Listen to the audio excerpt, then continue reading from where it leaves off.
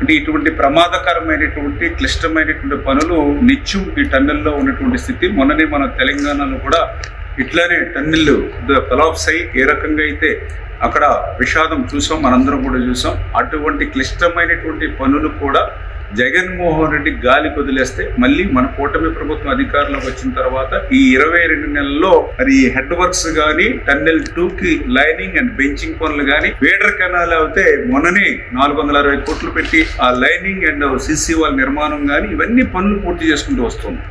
ఈ పనులన్నీ ఒకే. ఈ టన్నెల్ 2లో ఇప్పుడు మనం చూసేటువంటి చిక్కుబడిపోయినటువంటి టన్నెల్ బోరింగ్ మెషిన్ ఓకే. ఎందుకంటే ఇన్ని పనులు మనం పూర్తి చేసిన ఈ టన్నెల్ బోరింగ్ మెషిన్ కనుక మనం తీయకపోతే ఒక చుక్క నీరు కూడా మరి ముందుకెళ్ళేటువంటి పరిస్థితి లేదు. ఎందుకంటే ఇప్పుడే మనం చూస్తూ ఉన్నాం ఈ యొక్క 19 కిలోమీటర్ల ఈ టన్నెల్ 2లో ఇది 11.8 కిలోమీటర్ దగ్గర ఈ టన్నెల్ బోరింగ్ మెషిన్ చిక్కుకుని ఉంది.